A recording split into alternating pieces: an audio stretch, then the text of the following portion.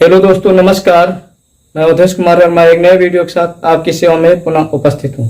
दोस्तों, आज हम लोग बात करेंगे कि उद्यापन क्या है, उद्यापन की परिभाषा क्या है और उद्यापन के आवश्यक तत्व क्या हैं और उद्यापन की कौन सी धारा है और उद्यापन में कौन सी सजा होती है। और इस सब को जानने से पहले मैं आप लोगों को बता दूं कि अपराध को कम करने के लिए सबसे पहले आपको नॉलेज की ज़रूरत होती है।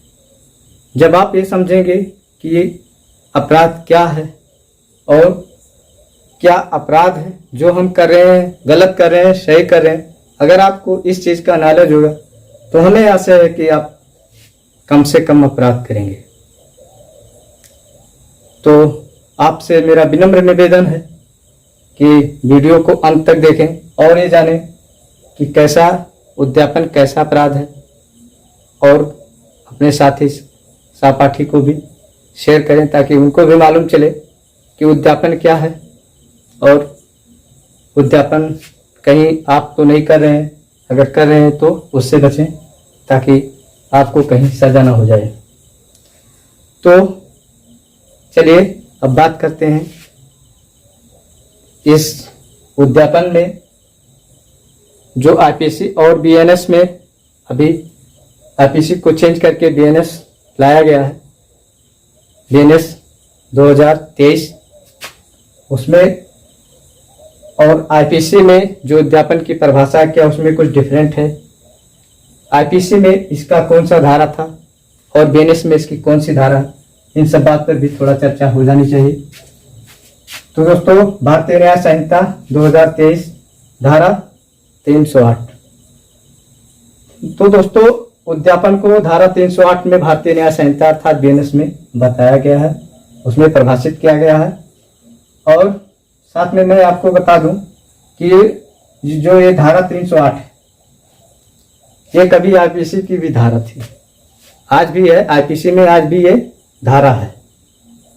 तो ये था कि जान से मारने की कोशिश करना, मतलब हत्या करने की कोशिश करना, जो इसकी धारा है 308, पहले हत्या की कोशिश था जिसमें 10 साल की सजा है। साथ में मैं आपको बता दूं, अब ये बीएनएस में इसको लाया गया है जिसमें उद्यापन को परिभाषित करता है, और जो आईपीसी में उद्यापन की धारा है वो धारा 383 है जो उसको परिभाषित करती है, और जो सजा का प्रावधान करती है धारा 84 से लेकर 89 तक। आईपीसी में जो सजा बताया गया है उद्यापन की वो धारा 84 से लेकर 89 तक। साथ में अब चलिए हम बात करते हैं कि उद्यापन क्या होता है। तो दोस्तों, उद्यापन एक ऐसा अपराध होता है जिसमें किसी को भय दिखाकर उससे पैसे, संपदा या किसी भी प्रकार का धन वसूलना, भय दिखाकर, वो भय किसी भी प्रकार का हो, और उस भय के डर से वो आदमी अपनी क्षति, नुकसान करता है। अगर किसी व्यक्ति ने किसी को भय कारित किया है और उस भय में आकर सामने वाले व्यक्ति डर के अपने संपदा या पैसे या संपत्ति का किसी भी प्रकार का नुकसान करता है तो वह उद्यापन कहलाएगा। दोस्तों, उद्यापन में सादोष लाभ व सादोषान जरूरी होता है। सादोषान और सादोष लाभ का मतलब ये होता है कि एक व्यक्ति को लाभ हो तथा दूसरे व्यक्ति को हानि हो, ये अनिवार्य होता है। अगर किसी व्यक्ति को केवल लाभ हो गया तो वो उद्यापन नहीं होगा, या किसी व्यक्ति को केवल हानि हो गया तो वो उद्यापन नहीं होगा। साथ में मैं आपको बता दूं कि उद्यापन में जो होता है चल व अचल संपत्ति दोनों संपत्ति इसमें हानि हो सकती है। चल या अचल दोनों संपत्ति की क्षति हो सकती है। दोस्तों, इसमें मौत का भय दिखाकर आपका मौत नहीं किया जाता है, लेकिन आपके मौत का, आपके जमीन का, आपके संपत्ति का, किसी भी प्रकार का संपत्ति हो, चल अचल हो, या आपको जान से मारने की धमकी देकर, लेकिन क्या किया जा रहा है? आपको क्यों जान से मारने की धमकी दिया जा रहा है? आपके संपदा को लेने के लिए, आपको क्षति पहुंचाने के लिए आपको भय में लाया जा रहा है। आपको नुकसान पहुंचाने के लिए कोई आपको भय में क्यों डालेगा? पहला रीजन, आपको कोई भय में इसलिए डालेगा कि उसे आपसे बेईमानी पूर्वक कुछ संपदा चाहिए, आपसे बेईमानी पूर्वक कुछ संपदा चाहिए। इसलिए कोई व्यक्ति आपको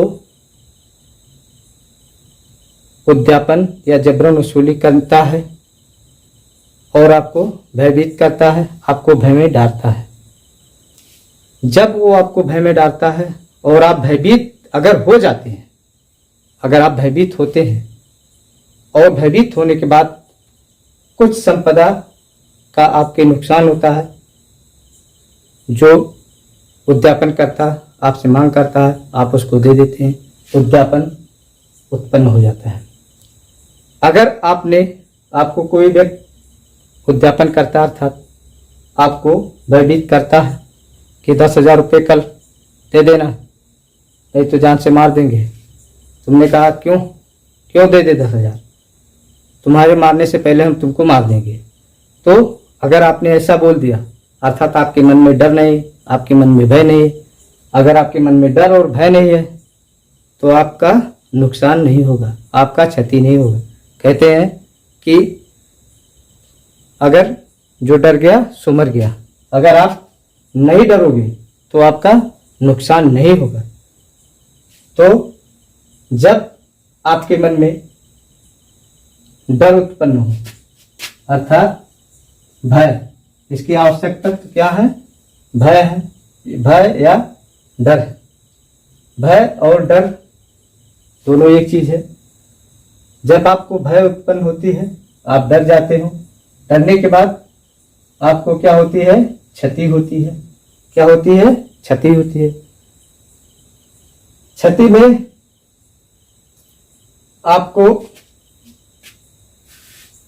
आपका कोई भी संपदा जाता है। जैसे अगर उद्यापनकर्ता ने आपसे पैसे मांगे हैं, पैसे देना है, जमीन मांगा है, जमीन देना है, कुछ भी मांगा है वो आपको देना है। आप जैसे ही अपने संपदा को उसको दे देते हैं, उद्यापन तैयार हो जाता है। इसीलिए कहा गया है कि एक ऐसा अपराध होता है, उद्यापन एक ऐसा अपराध होता है जिसमें दोषी व्यक्ति किसी अन्य व्यक्ति को डराकर, धमकाकर, चोट, भय दिखाकर संपत्ति को नुकसान पहुंचाने या जान से मारने या संपत्ति को हड़पने या परिवार को नुकसान पहुंचाने का जबरन वसूली करके चल व अचल संपत्ति को हानि पहुंचाना वह उद्यापन व जबरन वसूली कहलाता है। कि अगर आपको भय का डर दिखाया गया, या भय मतलब आपको भयभीत किया गया किसी भी तरीके से, चाहे डराया गया, मारा गया।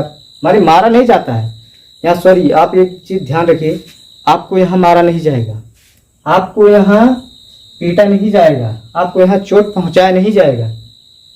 यहाँ उद्यापन में आप एक चीज ध्यान रखिए, यहाँ आपको न मारा जाएगा, न पीटा जाएगा, न काटा जाएगा, न आपको जेल भेजा जाएगा, लेकिन आपको उसका भय आपके मन में उत्पन्न कराया जाएगा।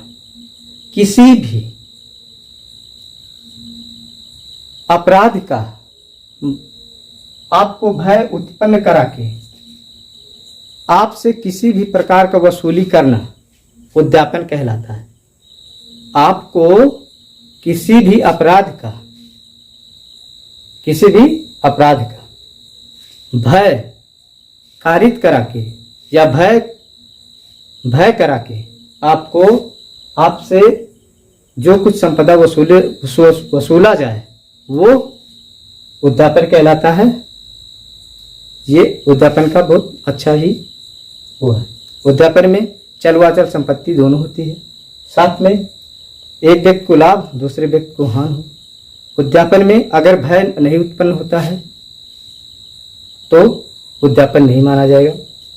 साथ में इसमें बेईमानी पूर्वक पैसे को या संपत्ति को भय दिखाकर लिया जाता है।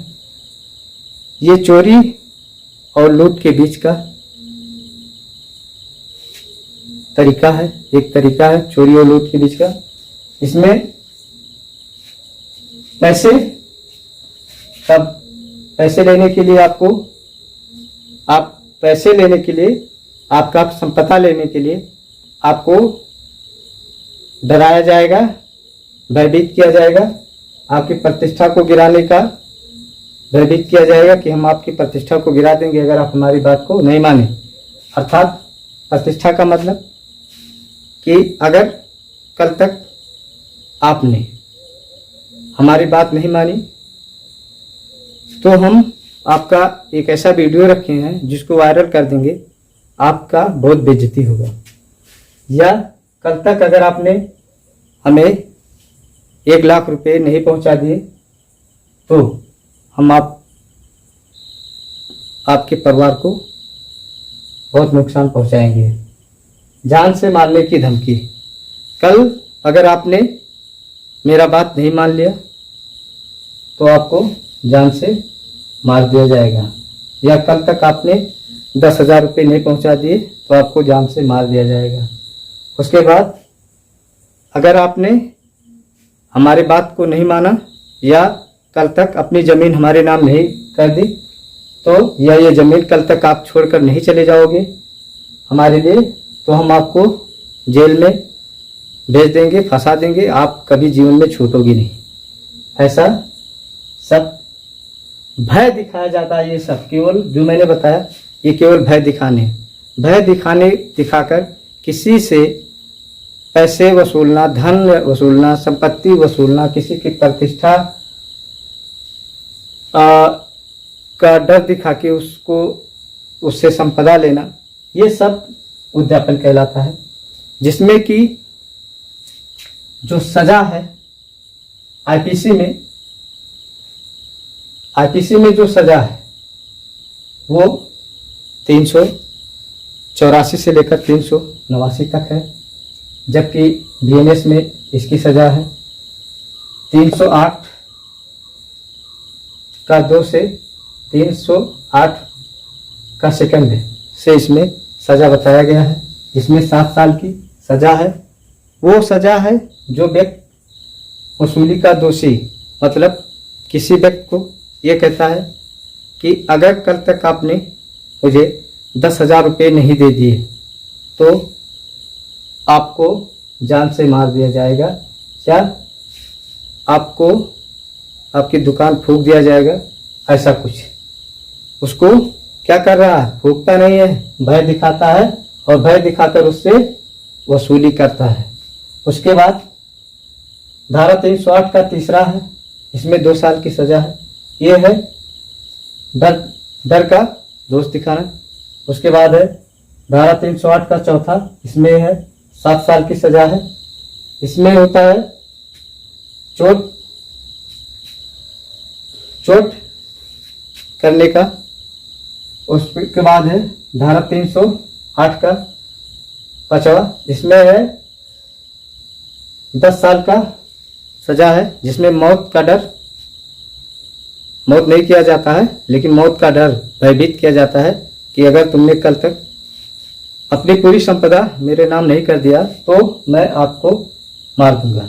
उसके बाद इसमें है धारा 308 का 6वां और 7वां, जिसमें है कि फंसाने का डर। अगर कोई व्यक्ति कहता है कि अगर कल तक तुमने हमें 10 लाख रुपए नहीं दे दिया तो मैं तुम्हें ऐसा जेल करा दूंगा कि तुम कभी जीवन में छूटोगे नहीं, तो ये सब इनकी सजाएं हैं उद्यापन की। तो हमें आशा है कि ये आपको उद्यापन बहुत अच्छी तरीके से समझ में आया होगा। तो आज दोस्तों आपसे फिर से मैं विनम्र निवेदन करता हूँ कि आप लोग हमारे चैनल को सब्सक्राइब, वीडियो को लाइक, कमेंट व शेयर जरूर करिए। साथ में इस वीडियो को शेयर जरूर करिए ताकि आपके उन मित्रों को, आपके परिवार को इसकी जानकारी मिल सके जो कभी भी उद्यापन जैसा कार्य ना करें, ताकि उनको भी ये सब सजा का दुख उठाना पड़े। साथ में आपसे अनुरोध है कि कोई भी आदमी गलती तभी करता है जब उसको नॉलेज नहीं होती। अगर उसको नॉलेज होगी तो वो गलत कभी नहीं करेगा। तो हमें आशा है कि आप कभी नहीं चाहेंगे आपके परिवार और आपके मित्र कभी गलत करें। तो अगर वो गलत नहीं करना चाहते हैं या आप नहीं चाहते हैं वो गलत करें तो उनको वीडियो जरूर शेयर करिएगा। फिर मिलेंगे किसी नए वीडियो में। वंदे मातरम। अपना ख्याल रखिएगा। जय हिंद।